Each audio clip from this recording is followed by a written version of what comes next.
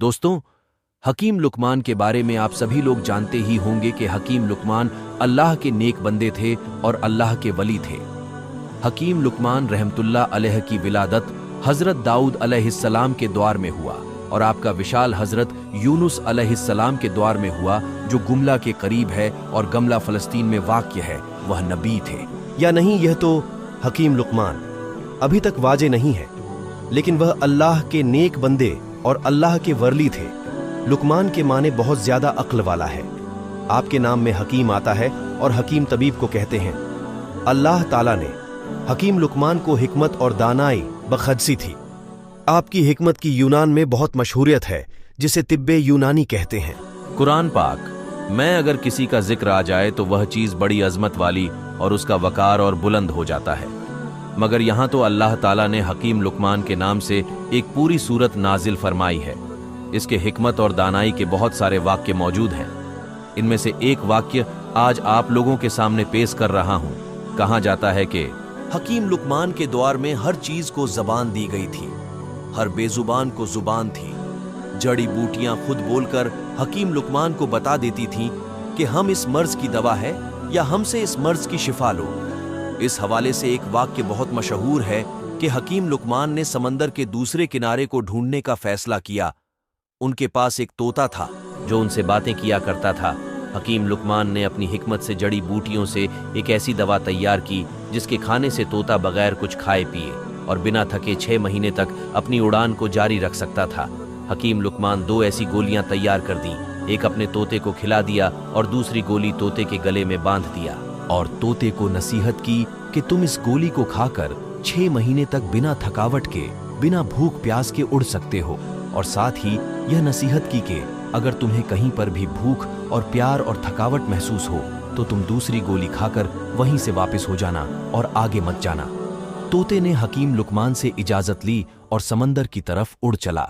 तोता मुसलसल अपनी उड़ान 6 महीने तक जारी रखे हुआ था, लेकिन उसे अभी तक समुंदर का दूसरा किनारा नहीं मिला। तोते को उड़ते हुए अब 6 महीने से ज्यादा हो गया था। अब उसे भूख और प्यास महसूस होने लगी, थकावट का भी एहसास होने लगा था, मगर यहां तक जहां वह जा चुका था वहां समंदर का किनारा तो दूर, कोई पत्थर या चट्टान भी नहीं मिला था जिनके ऊपर वह बैठकर सांस ले सकता था। थोड़ा आगे जाने के बाद आखिरकार एक समंदर में चट्टान नजर आई। तोता उसके ऊपर जाकर बैठ गया।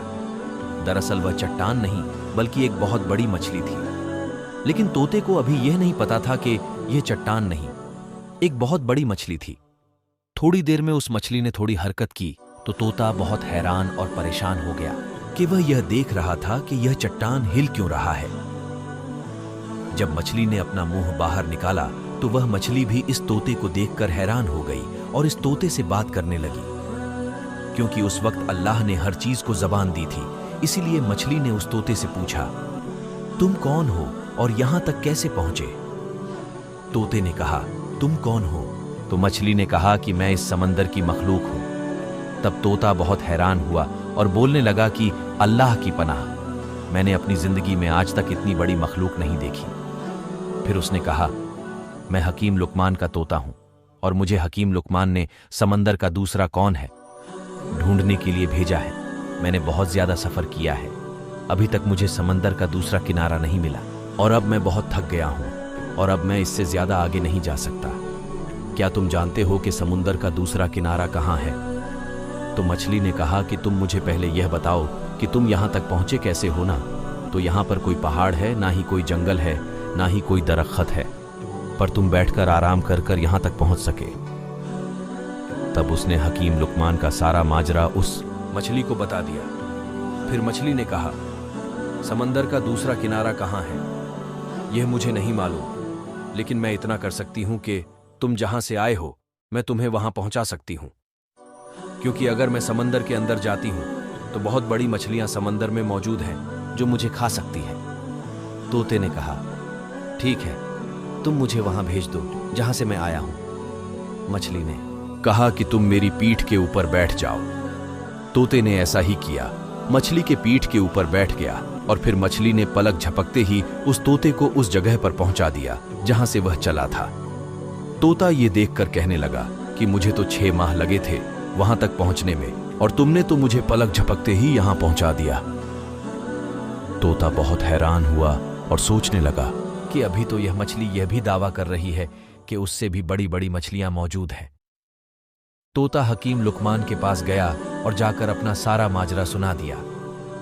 हकीम लुकमान ने जब यह सारा माजरा सुना तो बहुत हैरान हुए और अल्लाह की बारगाह में सजदा किया और कहने लगा कि अल्लाह, बेशक तू ही जानता है कि समंदर का दूसरा किनारा कहाँ है।